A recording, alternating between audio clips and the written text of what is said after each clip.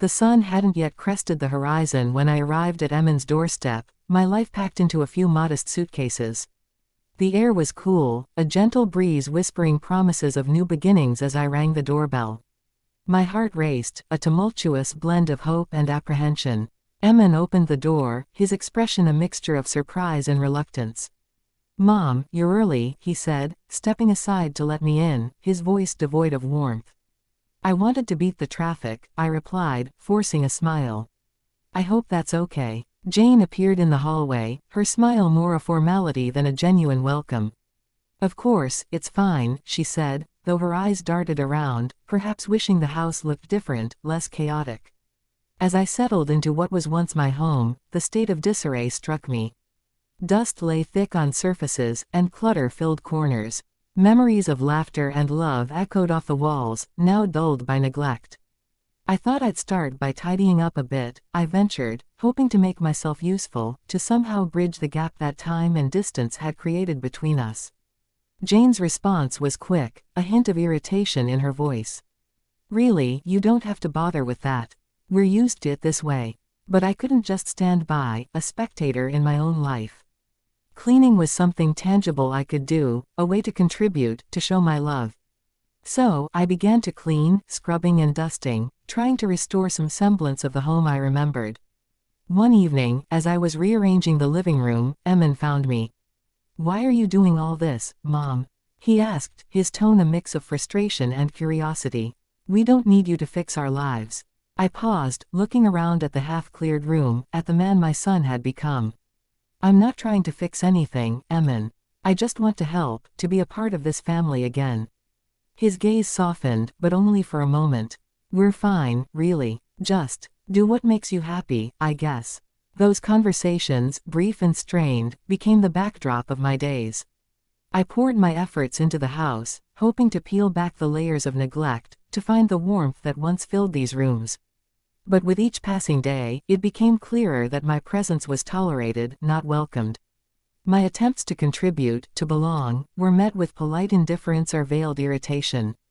One day, as I finished planting a small garden in the backyard, a project I hoped would bring us together, Jane found me. "You really don't have to do all this, you know. It's like you're trying to prove something." Looking up from the freshly turned soil, I met her gaze, searching for the right words. "I'm not trying to prove anything, Jane. I thought it would be nice, for the kids, for all of us." Jane sighed, the facade of patience crumbling. "Look, we appreciate what you're trying to do, but you don't have to go to all this trouble. We're managing just fine." Her words, though spoken softly, felt like a dismissal, a clear signal that my efforts to mend, to heal, were seen not as acts of love, but as unnecessary intrusions. In that moment, I realized the magnitude of the distance between us, a gap not easily bridged by clean floors or blooming flowers. Yet, despite the chilly reception, a stubborn spark of hope remained within me. This was my family, and I was determined to find my place among them, to forge new bonds from the ashes of the old. It was a new beginning, fraught with challenges, but also filled with the possibility of reconciliation and renewal. The family vacation was something out of a glossy brochure, a beach house with views of the sparkling sea, designed to wash away the year's stresses with its waves. Yet, the tension that had simmered beneath the surface of our daily lives threatened to boil over in the close quarters of our temporary paradise. On the third day, as the sun climbed high into an unblemished sky, we prepared for a day at the beach. The air was already thick with heat, a prelude to the stifling midday to come. "Emmen, make sure your mom has sunscreen on. The sun is brutal today," Jane called out from the kitchen, her voice carrying a note of concern laced with an undertone of annoyance. I appreciated her concern, albeit indirectly expressed. "I've got it, dear. Don't worry about me," I responded, trying to project a confidence I didn't feel. The truth was, the sun felt more intense than I remembered, its rays beating down with a relentless energy that seemed intent on penetrating deep into my bones. As the day wore on, the beach buzzed with activity, families and friends soaking up the joy of summer. But amidst the laughter and splashing waves, I began to feel unwell. The heat wrapped around me like a thick blanket, suffocating, relentless. I sought shade and rest, hoping it was a brief spell that would pass with a bit of cool air and water. "Mom, are you okay? You look a bit pale," Emin finally noticed, his voice laced with genuine concern as he approached me where I sat, trying to catch my breath under the shade. "I think the heat's just gotten to me a bit. I'll be fine after a rest," I assured him, though the weakness in my voice betrayed my words. Jane looked over, frowning. "Maybe you should go back to the house. You shouldn't underestimate the sun at your age." Her words, meant as advice, stung with their implication. I was suddenly the elderly, the fragile, the burden. Yet, pride and a desire not to cause a fuss kept me silent. I nodded, accepting Emin's help to stand, feeling the weight of my years more acutely than ever. Back at the house, as I lay resting, the incident weighed heavily on my heart. It wasn't just the physical discomfort of the heat stroke but the stark revelation of my place in this family dynamic. The care and concern, though present, felt obligatory, tinged with the resentment of having to look after an elderly parent. Later, as I recovered, Emin sat beside me, a rare moment of just the two of us. "Mom, we didn't mean for this to happen. We should have been more attentive." I looked at him, seeing the boy I raised in the face of the man he had become. "It's not just about today, Emin. It's how things have been. I feel like I'm in the way, a burden you're obliged to bear." He sighed, a sound heavy with unspoken thoughts. "Mom, it's not that you're a burden. It's just, things are different now. We have our way of living, and it's been hard to adjust." The conversation hung between us, a bridge of words too frail to bear the weight of our reality.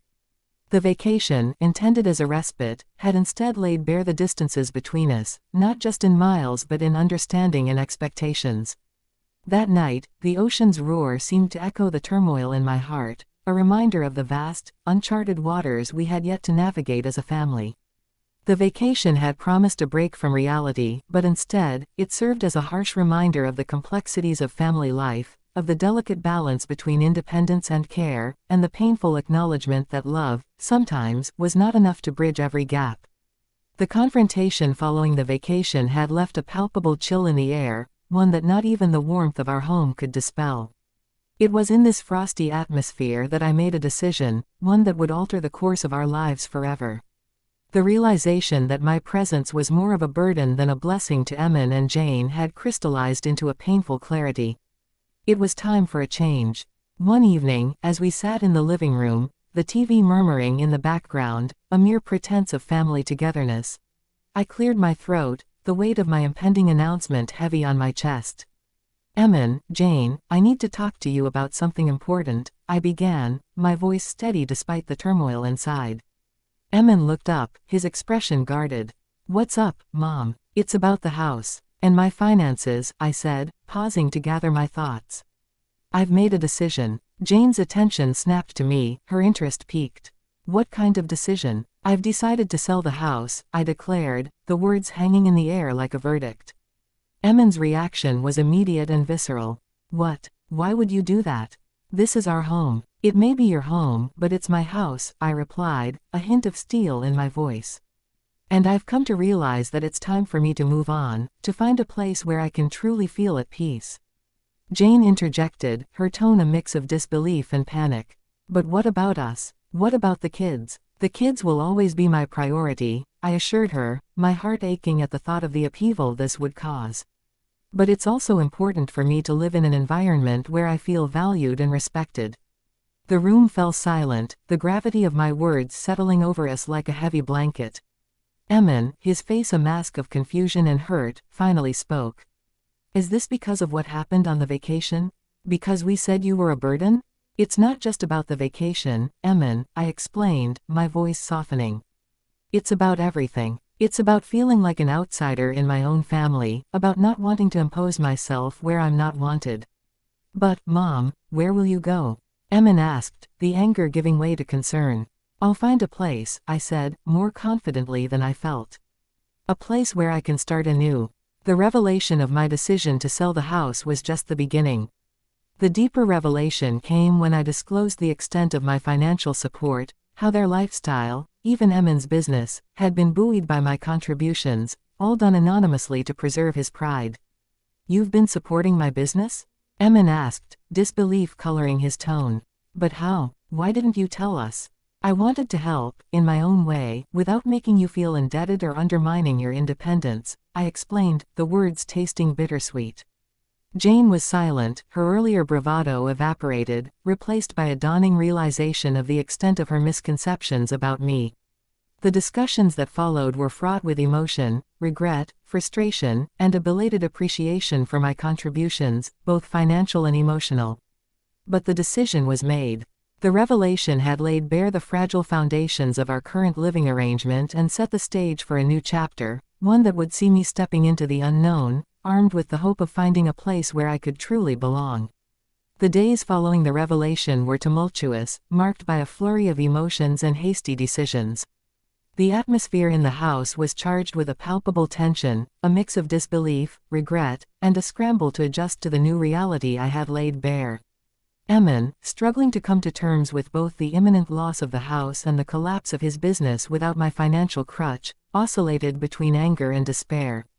Jane, on the other hand, seemed to be perpetually in a state of shock, her previous assertions of independence clashing violently with the reality of their dependence on me. One afternoon, as I was packing some of my belongings, Emin came into my room, his expression a mixture of frustration and vulnerability. "Mom, is there no other way? Can't we figure something out together?" he pleaded, his voice cracking under the strain of impending loss. I paused, looking at him. The pain in his eyes tugged at my heartstrings, but I knew that reversing my decision would only serve to prolong our collective misery. "Emin, we've been through this. It's not just about the money or the house. It's about respect, about feeling valued. I can't stay where I'm merely tolerated," I replied, my voice steady but gentle. Jane entered the room, her demeanor one of resignation mixed with a hint of defiance. "So, this is it then? You're just going to leave us to deal with the mess?" The accusation in her voice stung, but I understood the fear and frustration behind it. "Jane, I'm not abandoning you. I'm trying to find a way for all of us to move forward, separately but healthier." The ensuing days saw Emin and Jane grappling with the reality of their situation. Discussions about the house's sale and the future were fraught with tension. Arguments broke out, often devolving into blame games. One evening, the sound of raised voices drew me into the living room, where Emin and Jane were in the midst of a heated argument. "It's your fault we're in this mess. You pushed her away with your complaints and ingratitude," Emin accused, his voice raised in anger. Jane retorted, her own anger palpable, "Me? What about you? You never stood up for her, never made her feel welcome. And your business? How could you not know it was her money keeping it afloat?" Their words, sharp and filled with regret, echoed off the walls, a stark reminder of the chasm that had formed between them, fueled by miscommunication and unspoken resentments. I stepped in, not to take sides, but to offer a semblance of calm. "Enough. This isn't helping. Blaming each other won't change the situation. It's time to think about the kids, about how we navigate this as a family, albeit in a different form." The fallout from my revelation had laid bare the fractures within our family, forcing each of us to confront our roles in the deterioration of our relationships. For Emin and Jane, it was a wake-up call, a painful acknowledgement that their marriage, too, was on the brink. In the weeks that followed, as the sale of the house proceeded and Emin's business officially declared bankruptcy, the reality of starting over became unavoidable. Emin and Jane's marriage, strained beyond repair, ended in a quiet, if not amicable, divorce. The fallout had been catastrophic, but within its ruins lay the possibility of new beginnings, for me, for Emin and Jane separately, and most importantly, for the grandchildren, who deserved a future unencumbered by the mistakes of the past.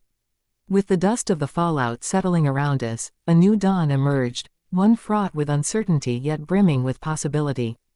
The house, once a battleground of unmet expectations and simmering resentments, now stood as a symbol of resilience and renewal, its walls witness to the transformative power of love and forgiveness. As the days passed, the house began to take on a new life, a haven of warmth and laughter, where the echoes of past grievances were drowned out by the sounds of shared joy and camaraderie. Emin and Jane had left, their departure a bittersweet farewell to the tumultuous chapter of our lives we had endured together. But in their absence, a newfound sense of peace settled over us, a collective sigh of relief at the freedom to rewrite our story on our own terms. One evening, as I sat in the living room with my grandchildren, the glow of the setting sun casting a warm embrace over us. Sarah, the eldest, broke the comfortable silence. "Grandma, are Mom and Dad coming back?" she asked, her eyes wide with uncertainty.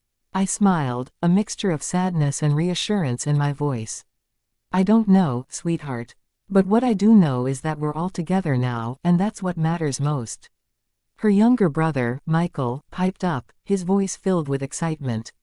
"Yeah, Grandma, we're like our own little family now." His words filled me with a sense of gratitude and purpose. We were indeed a family, a new family, forged not by blood but by shared experiences and unconditional love. Together, we navigated the challenges of our new reality, finding strength in each other's embrace and solace in the knowledge that we were not alone. In the weeks that followed, our days were filled with laughter and adventure, as we explored the world with wide-eyed wonder and embraced the simple joys of togetherness. The house, once a mere structure of bricks and mortar, now pulsated with the vibrant energy of newfound family bonds, each room a canvas upon which we painted the story of our collective journey. As I tucked the children into bed that night, their sleepy smiles a testament to the happiness that now filled our home, I whispered a silent prayer of gratitude. Despite the hardships we had faced, we had emerged stronger and more resilient, bound together by the unbreakable ties of love and kinship. And so, our story continued, a tale of redemption and renewal, of second chances and new beginnings. For in the end, it was not the challenges we faced or the obstacles we overcame that defined us, but the love and compassion that bound us together as a family, united in our shared journey toward a brighter tomorrow.